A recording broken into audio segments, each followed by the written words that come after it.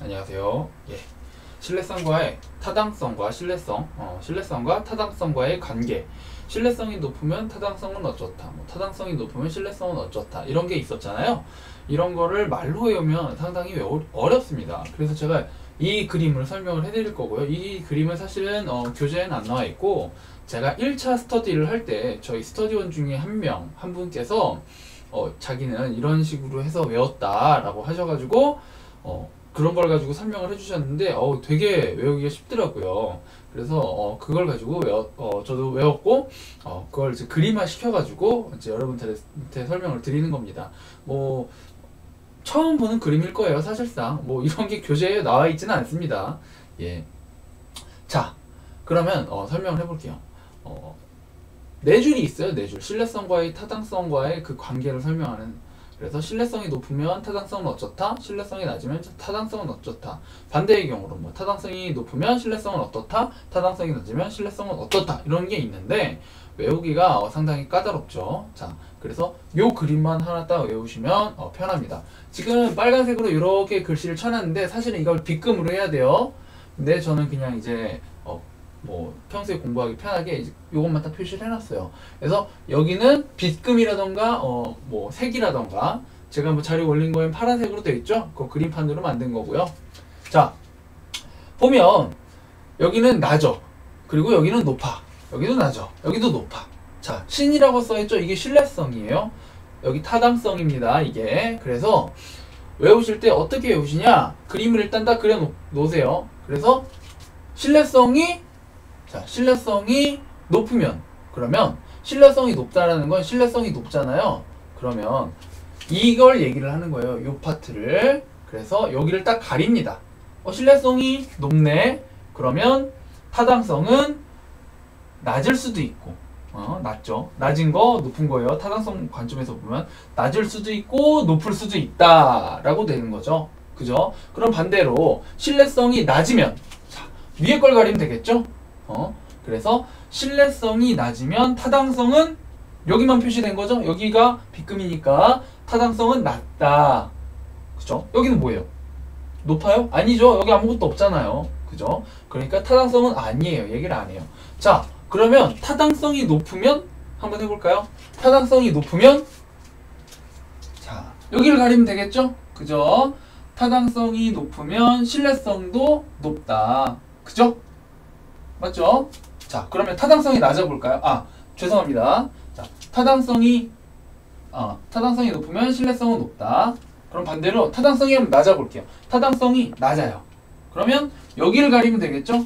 다시 일로 와서 여기를 가리면 되겠죠? 여기를. 타당성이 낮으면 신뢰성은 높을 수도 있고 낮을 수도 있다. 이해되시나요? 이거 처음에 그려놓고 자기가 말로 한번 설명을 안 해놓으면 이거 그랬는데 이게 무슨 내용이지? 라고 생각을 하거나 아니면 헷갈릴 수 있어요. 그러니까 요거를 이렇게 그려놓고 신뢰성이 어쩌면 타당성이 어쩌다, 타당성이 어쩌면 신뢰성이 어쩌다 라고 외우셔야 돼요. 자, 여기서 한 가지 주의할 점이 있습니다. 자, 이게 높고 낮은 거예요. 높고 낮은 거. 그래서 타당성이 있으면 신뢰성은 어쩌다, 타당성이 없으면 신뢰성은 없다, 뭐 이런 식으로 해서 외우시면 안 돼요. 이거는 높고 낮음이지 있다 없다 뭐 이런 관계가 아닙니다. 그리고 다시 뭐 따로 설명을 굳이 이걸로 치지 않고서 할 수 있게끔 설명을 하자면, 타당성 말이죠. 타당성은 내가 조사하고자 하는 것을 얼마나 잘 조사할 수 있는가라고 정의가 돼 있습니다. 이해가 안 되죠? 자, 그러면 짜장면을 먹는 걸로 설명을 한번 해볼까요? 짜장면을 먹고 지능 검사를 하고. 자, 여러분들 IQ 검사할 때 뭘로 합니까? 수학 문제 풀거나 국어 문제 풀거나 해서 할 수 있겠죠? 그런데 IQ 검사, 지능 검사를 하는데 이 사람이 짜장면을 많이 먹는지 적게 먹는지 이걸 가지고 조사를 해요. 그래서 짜장면 많이 먹으면 3그릇 먹으면 IQ 300이야. 2그릇 먹으면 IQ 200이야. 1그릇 먹으면 IQ 100이야. 타당성이 전혀 없는 얘기입니다. 그렇게 되는 거예요. 그래서 내가 조사하고자 하는 거, 지능을 조사할 때는 거기에 맞는 조사 방법을 써야 된다.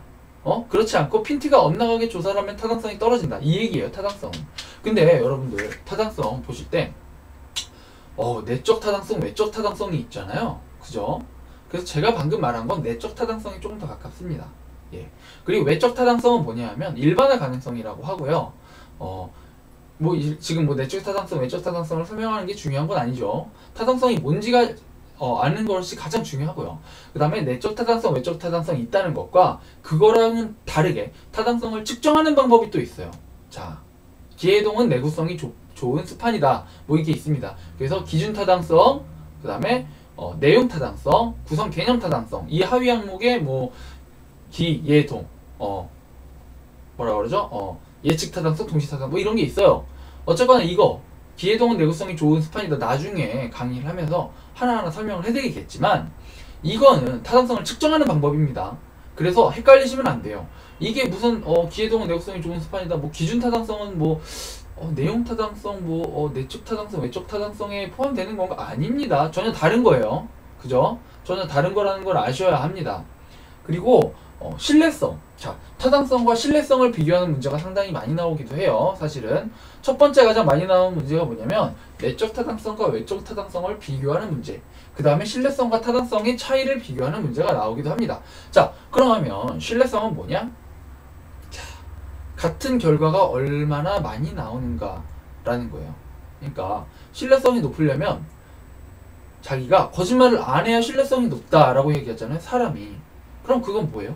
내가 말을 100번 해요. 예를 들어서 철수는 잘생겼어, 영희는 이뻐, 이런 식으로 해서 얘기를 해요.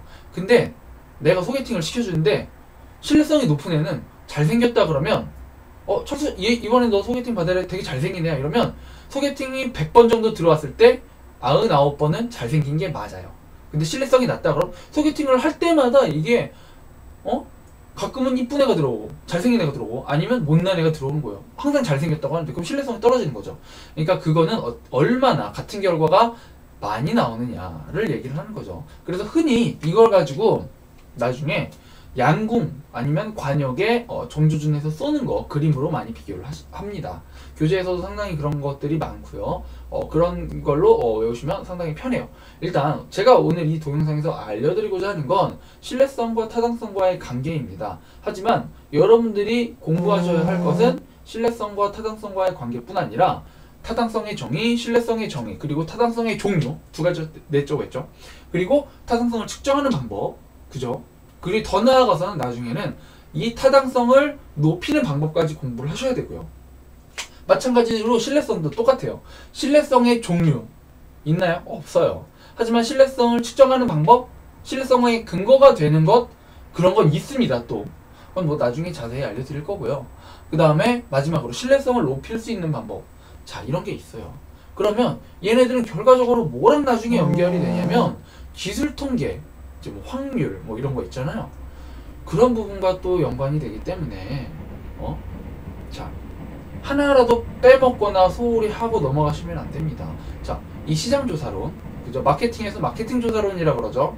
어쨌거나 결론적으로 같은 건데 어떻게 공부를 하셔야 되냐면 제가 처음에 알려드렸다시피 문조자 표시 분할, 문제의 정의, 조사 설계, 자료 수집 방법, 결정, 표본 설계, 시행, 분석 및 활용, 이 순서대로 다 외우시고요.